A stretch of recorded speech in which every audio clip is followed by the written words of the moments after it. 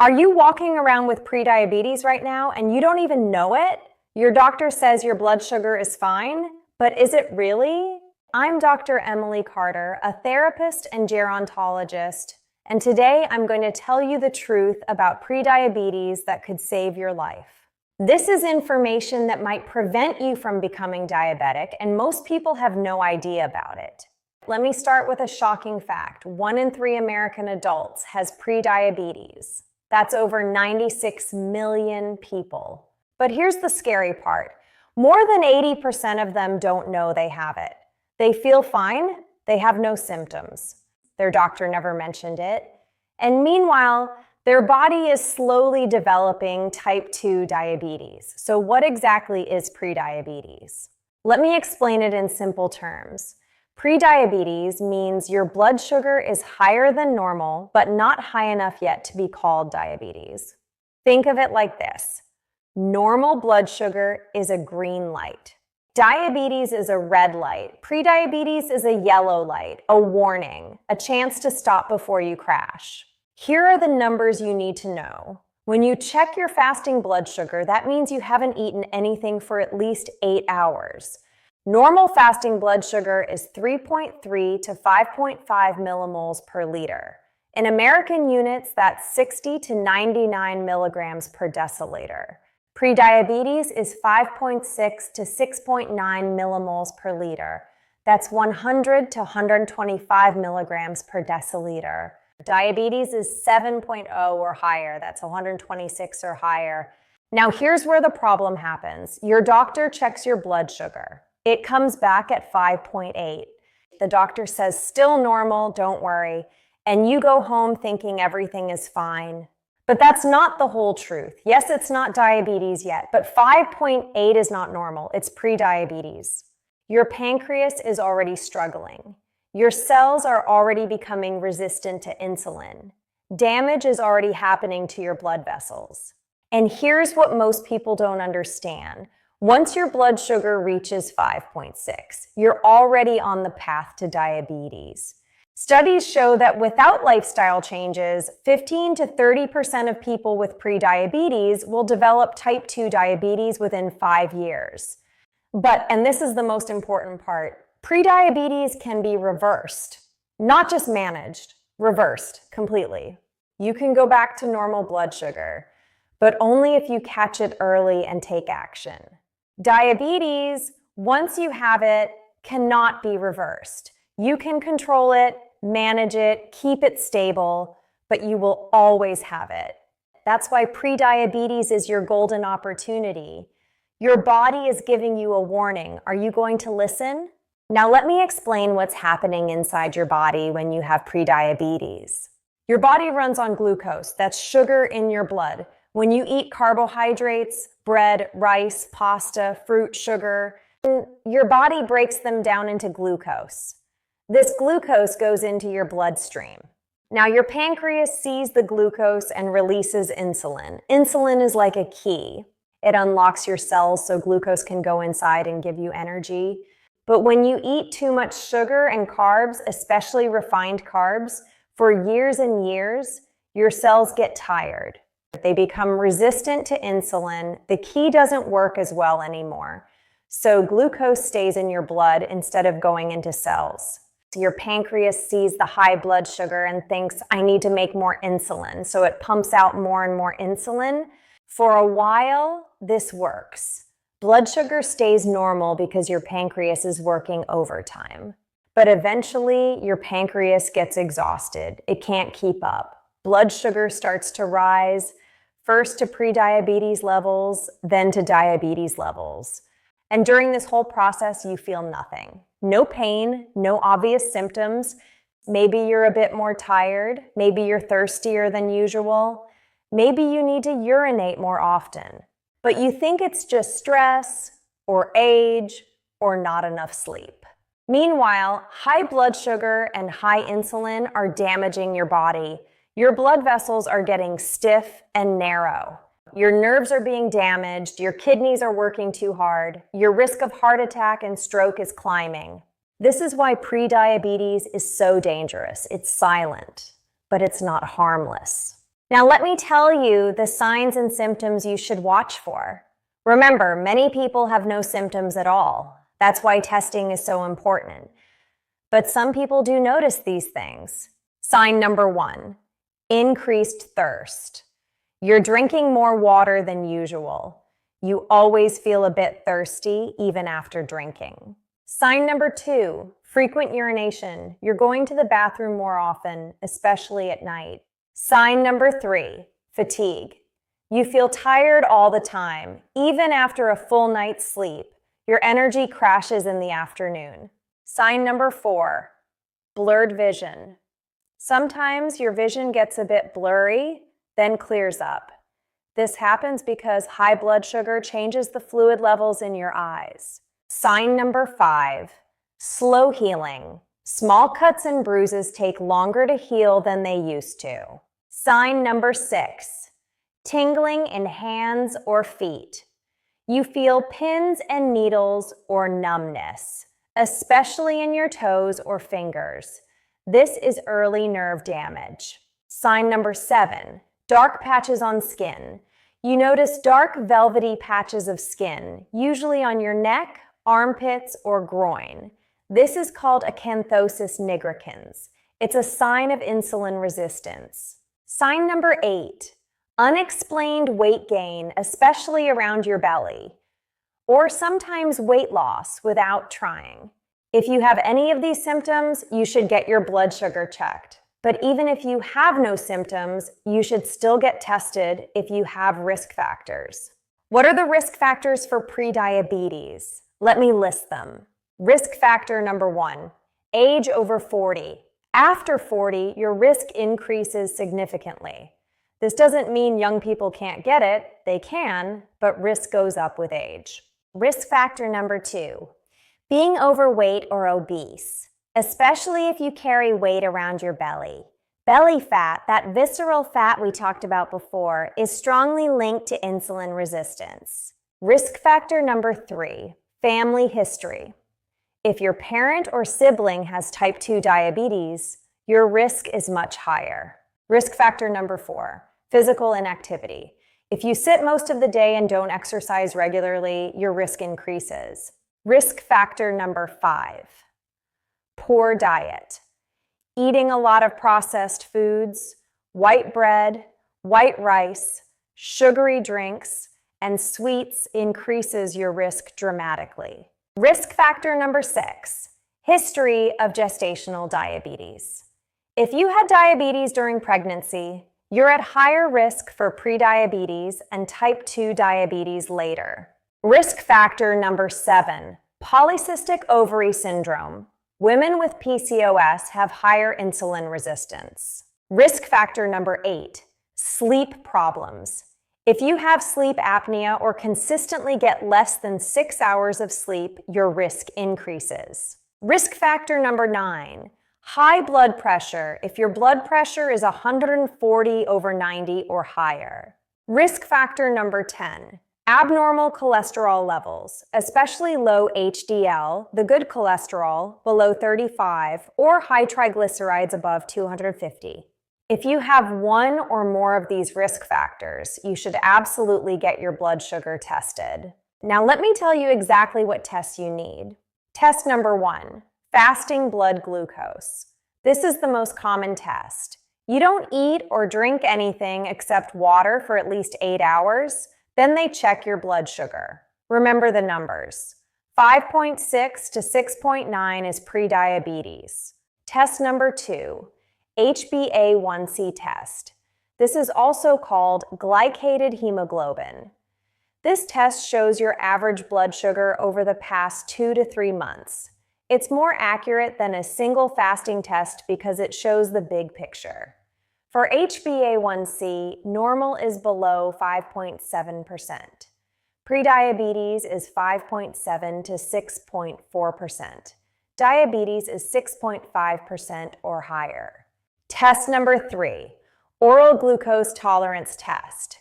This is less common but very accurate. You drink a sweet liquid, then they check your blood sugar 2 hours later. If it's 7.8 to 11.0 millimoles or 140 to 199 milligrams, you have prediabetes. I recommend getting both fasting blood glucose and HbA1c together. This gives you the most complete picture. Now here's the most important part of this entire video. What do you do if you find out you have prediabetes? The good news, the really good news, is that prediabetes is reversible. You can bring your blood sugar back to normal. And I'm going to tell you exactly how. Step number 1, lose 5 to 7% of your body weight. That's it. Not 20%, not 50 pounds. Just 5 to 7%. If you weigh 200 pounds, lose 10 to 14 pounds. Studies show this reduces your risk of developing diabetes by 58%. That's huge, and it's achievable. How do you do it? Not with a crash diet, not with starvation, with small, sustainable changes. Step number 2, cut out sugar and refined carbohydrates. This is the single most important dietary change you can make. No more soda, fruit juice, sweet tea, energy drinks. No more white bread, white rice, white pasta. No more cookies, cakes, candy, ice cream. I know this sounds hard, but remember, these foods are directly causing your prediabetes. They spike your blood sugar. They make your insulin resistance worse. They're feeding the problem. What should you eat instead? Whole foods, vegetables, as many as you want. Lean proteins like chicken, fish, eggs, beans. Healthy fats like avocado, nuts, olive oil. Whole grains in small amounts like brown rice, quinoa, oats. Fruits, but only 1 to 2 servings per day, and choose low-sugar fruits like berries. Step number 3, eat protein with every meal. Protein stabilizes your blood sugar. It keeps you full. It prevents the spikes and crashes that damage your cells. Your breakfast should have protein. Eggs, Greek yogurt, cottage cheese. Your lunch should have protein. Chicken, fish, beans. Your dinner should have protein, always. Step number 4, exercise regularly. You don't need to run marathons. You don't need to spend hours in the gym. Just move your body every day. The best exercise for prediabetes is walking after meals. After breakfast, walk for 10 minutes. After lunch, walk for 15 to 20 minutes. After dinner, walk for 15 to 20 minutes. Why after meals? Because that's when your blood sugar rises.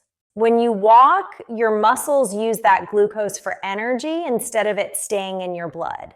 Studies show that a 15-minute walk after meals lowers blood sugar more effectively than one long walk at another time of day. Also, add some strength training. Lift weights, do body weight exercises, resistance bands 2 to 3 times per week. Muscle is very good at using glucose. The more muscle you have, the better your blood sugar control. Step number 5, sleep 7 to 8 hours every night. Poor sleep raises cortisol, your stress hormone. High cortisol increases insulin resistance. It also makes you crave sugar and carbs. People who sleep less than 6 hours per night have significantly higher rates of prediabetes and diabetes.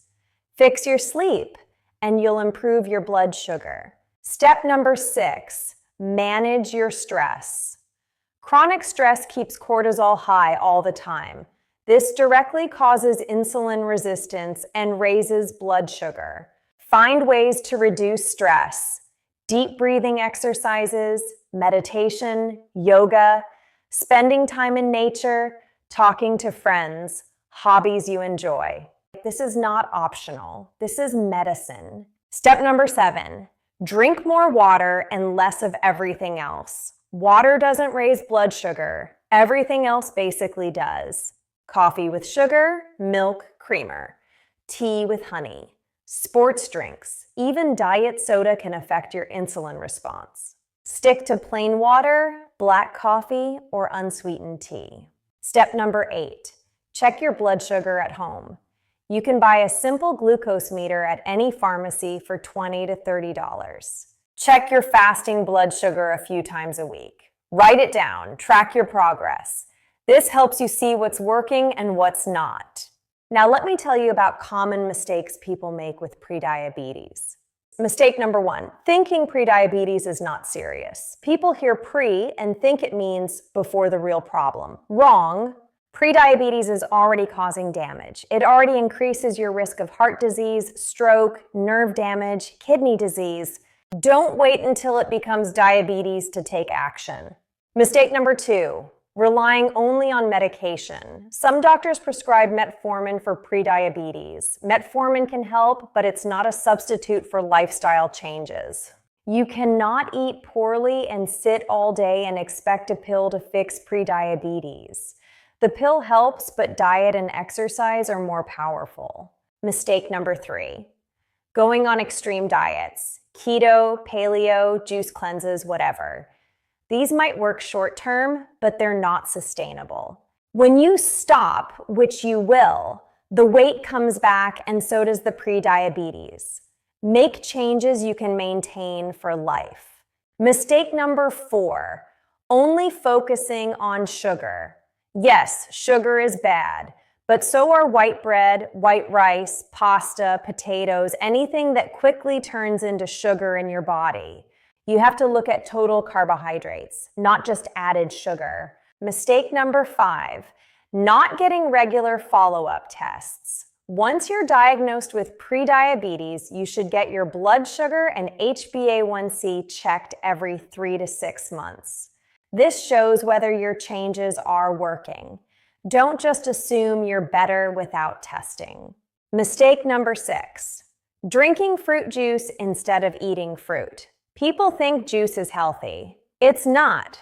Juice is basically sugar water, even if it's 100% fruit juice. 1 glass of orange juice has as much sugar as a can of soda.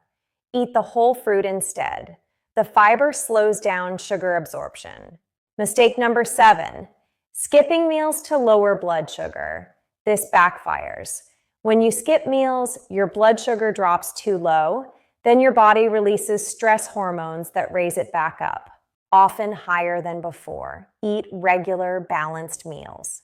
Now let me talk about something important. Can prediabetes cause complications even before it becomes diabetes? Yes, absolutely. Studies show that people with prediabetes already have a higher risk of heart attack and stroke. Their blood vessels are already stiffer. Their cholesterol is often abnormal. Inflammation is already increased throughout the body. Prediabetes also affects your brain. Research shows it increases risk of dementia and Alzheimer's disease later in life. High blood sugar damages tiny blood vessels in your brain. It affects your eyes too. Retinopathy can begin in the prediabetes stage. It affects your kidneys. Your kidneys have to filter excess sugar, and this damages them over time. It affects your nerves. Peripheral neuropathy, that tingling and numbness, can start with prediabetes. This is why I keep saying prediabetes is not harmless. It's not just a warning, it's already a problem, but it's a problem you can fix. Let me give you a 1-month action plan. This is what you should do starting today. Week 1, get tested. Make an appointment with your doctor. Ask for fasting blood glucose and HbA1c. Also get your cholesterol, blood pressure, and kidney function checked. Write down all your results. Also, this week, start tracking what you eat. Just write it down. Don't change anything yet, just become aware. Most people have no idea how much sugar and refined carbs they're actually eating. Week 2, cut out all sugary drinks, replace them with water. Also, cut out white bread. Switch to whole grain. These 2 changes alone will make a big difference. Week 3, add protein to every meal. Make sure breakfast, lunch, and dinner all include a palm-sized portion of protein. Also, start your after-meal walks, just 10 to 15 minutes after eating. Week 4, add in stress management and improve your sleep. Start with 10 minutes of deep breathing every day. Go to bed 30 minutes earlier. Turn off screens 1 hour before bed. By the end of 1 month, you will feel different. You'll have more energy. You'll sleep better. You might lose a few pounds, and if you retest your blood sugar, you'll likely see improvement. Now, when should you see a doctor urgently? Here are the warning signs. See a doctor immediately if your fasting blood sugar is over 7.0.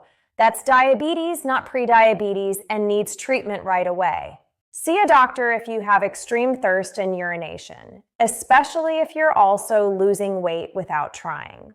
This could mean your blood sugar is very high. See a doctor if you have blurred vision that doesn't go away or sudden vision changes. See a doctor if you have chest pain, shortness of breath, or pain in your legs when walking.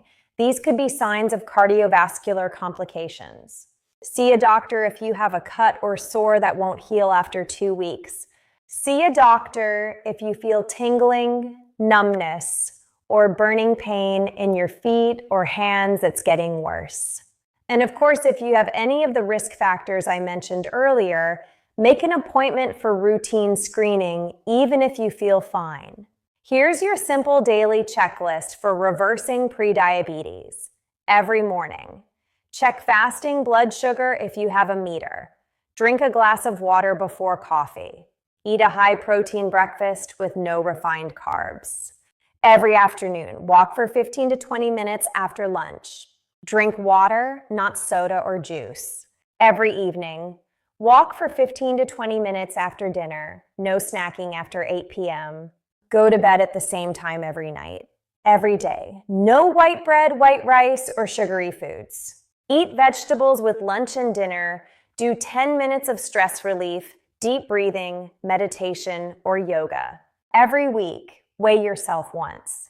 Exercise with weights or resistance 2 to 3 times. Meal prep healthy foods for the week ahead. Every month, get blood sugar tested if you're newly diagnosed. Track your progress. Adjust what's not working. Let me tell you something important before we finish. Prediabetes is not your fault. You didn't do this on purpose. Maybe you didn't know that bread and rice turn into sugar. Maybe nobody taught you about insulin resistance. Maybe you were too busy taking care of everyone else to take care of yourself. But now you know, and now you have a choice. You can ignore this information and hope for the best, or you can take action today and change your future. I've seen hundreds of patients reverse their prediabetes. I've seen people go from HbA1c of 6.2 down to 5.4. I've seen people avoid diabetes completely. I've seen people get off medications. I've seen people add years, healthy years to their lives. You can be one of those people. Your body wants to heal. It wants to be healthy. You just have to give it the right conditions. Start today, not tomorrow, not Monday, today. One meal at a time, one walk at a time, one good decision at a time. Your future self will thank you. Your family will thank you. Your body will thank you. Prediabetes is a warning, but it's also an opportunity. The opportunity to take control of your health before it's too late. You're not too old. It's not too late. Your body is resilient. It can heal, but you have to start now. Take care of yourself. You deserve to be healthy. Be strong.